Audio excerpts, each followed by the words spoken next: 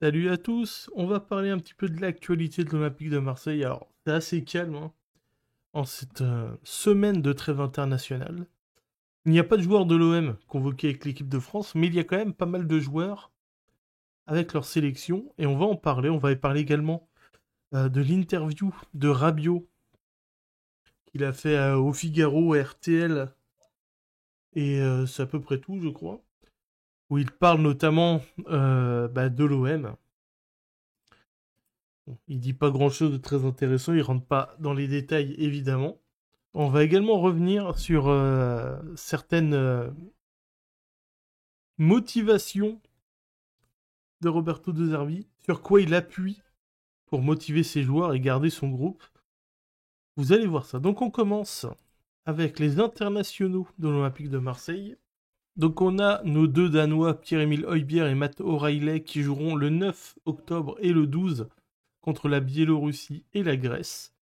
Nos deux Argentins, Rulli et Balerdi, qui joueront eux le 11 et le 14 contre le Venezuela et contre Porto Rico. Timothy Weah, sélectionné avec les États-Unis, jouera le 11 et le 15 contre l'Équateur et l'Australie. Il revient le 15, hein. Le match de l'OM est le 18, donc avec le décalage horaire, le trajet en avion et tout, hein, on risque de peut-être de devoir mettre sur le banc certains de ces joueurs.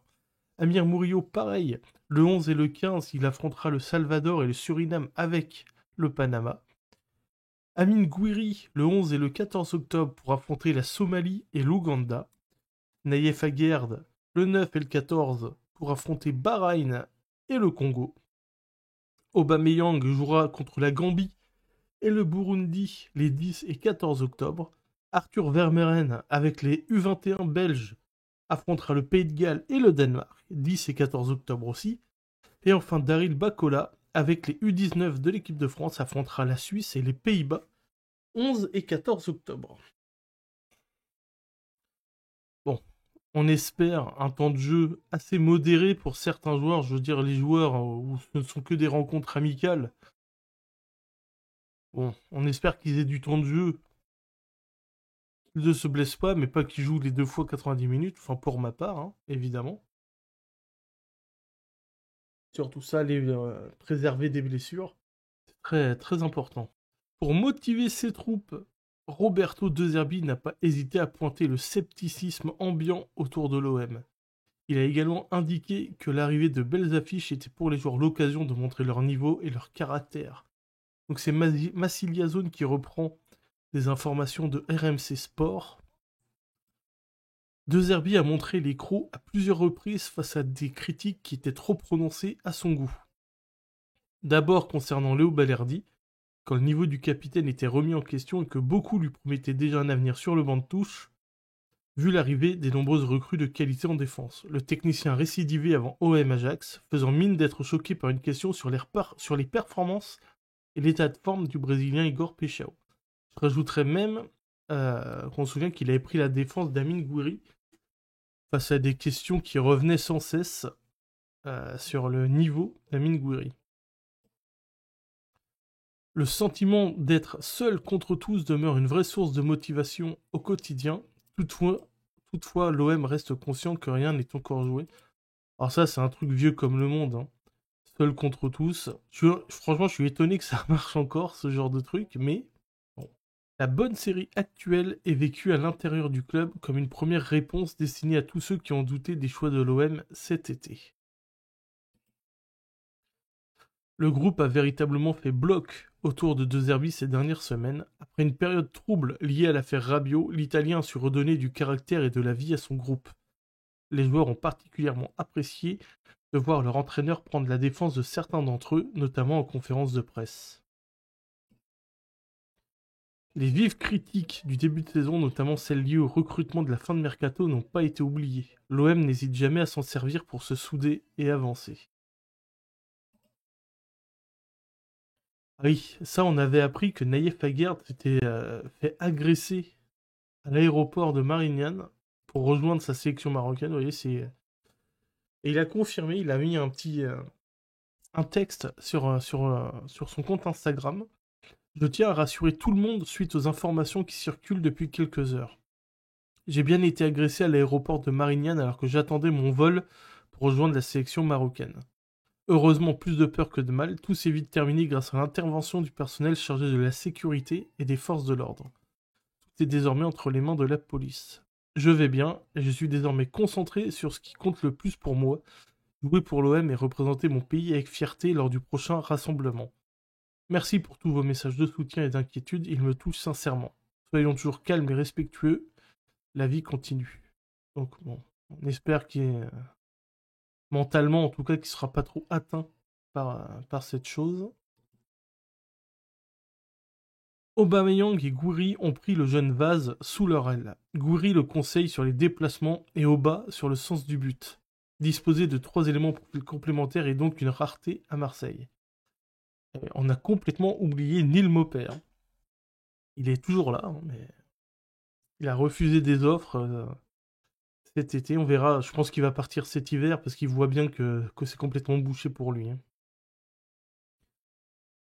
Maintenant, arrivons à Adrien Rabiot. Alors, je vais essayer de vous trouver une vidéo de Rabiot que je vous montrerai après au montage, mais j'ai recueilli quelques déclarations, donc toujours via Massiliazone, qui est un excellent compte pour reprendre tout ce qui se passe autour de l'OM.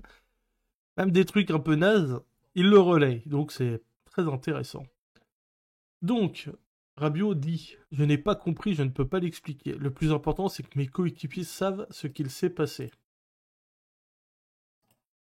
Ce qui m'importe, c'est qu'on ne mente pas à mon sujet. J'ai toujours été investi, respectueux. Je n'ai jamais été quelqu'un d'ultra violent. » Fait référence à la bagarre avec Jonathan Rowe, évidemment. J'ai grandement participé au retour de l'OM en Ligue des Champions. J'en garde de très bons souvenirs. Je suis ultra content de mon aventure à Marseille. J'étais très heureux. C'était une expérience incroyable. C'est simplement cette fin qui est amère. Alors, on peut être que d'accord avec lui. Je suis passé au PSG, j'ai gagné. À Turin, j'ai gagné. Bon, à Marseille, je n'ai fait qu'une saison et j'ai pas eu le temps. À Milan, j'espère aussi pouvoir laisser cette trace-là parce que c'est important. Donc voilà, un peu pour les petites informations autour de l'Olympique de Marseille. Je vous mets l'interview de Rabiot en vidéo. Je vous remercie de m'avoir suivi. N'hésitez pas à vous abonner, à liker, à commenter, ainsi qu'à booster la vidéo. Vous avez un petit bouton boost si vous êtes sur mobile, et ça aide énormément la chaîne. Merci à tous, et à la prochaine. En n'ayant pas compris, je ne peux pas expliquer quoi que ce soit.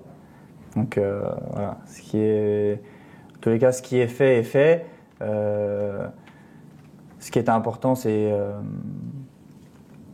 que mes coéquipiers sachent ce qui s'est passé, connaissent la vérité et que voilà, les supporters aient toujours été derrière moi et ont continué et continuent à me soutenir et même à me suivre. Enfin, je reçois beaucoup de messages de supporters de l'Olympique de Marseille qui continuent de m'écrire à travers les réseaux. Et donc voilà, c'est pour ça que j'avais fait aussi ce message sur mes réseaux parce que ça venait du cœur, ça me tenait à cœur de faire ce message-là pour les supporters. Mais pour le reste, voilà, ce qui est fait est fait. Je suis quelqu'un de positif, je vais de l'avant et puis cette arrivée à Milan se passe très bien. Donc, On va parler très vite de Milan et d'ailleurs on va être transparent avec les auditeurs. Vous me l'avez dit avant l'interview, vous ne souhaitez pas revenir sur le conflit, sur ce qui s'est dit, vous voulez aller de l'avant. Pour autant, le sentiment qui en ressort, c'est quoi? Il n'y a pas le sentiment d'injustice parce qu'on a fait passer l'idée quand même que vous aviez été ultra violent, que vous n'aviez pas forcément été très professionnel dans les semaines qui ont précédé cet événement. Vous devez sentir ça un petit peu comme une injustice quand même. Non, bien sûr, moi, ce qui m'importe, c'est qu'on mente pas à mon sujet, qu'on dise pas que je suis la personne que je ne suis pas. J'ai toujours été investi et partout où je suis passé, je l'ai montré. J'ai toujours été très, très respectueux. Donc, voilà, ce qui m'importe, c'est ça. Je veux pas qu'on mente à ce sujet-là, mais j'ai pas non plus envie d'alimenter la polémique. Parce que je sais très bien que ça ne fera pas avancer les choses. Voilà, simplement ça. J'ai toujours été investi, on ne peut pas me reprocher. et je l'ai montré la saison dernière tout au long de la saison. Et puis pour le reste, non, j'ai jamais été quelqu'un d'ultra violent, on le sait aussi. Donc je veux juste pas qu'on emploie les mauvais mots à mon sujet et qu'on me donne une mauvaise image. Et voilà, comme je l'ai dit, pour le reste, ce qui est fait, et ça s'est terminé comme ça. C'est le football, c'est la vie. Il faut aller de l'avant et c'est ce que j'ai très bien fait.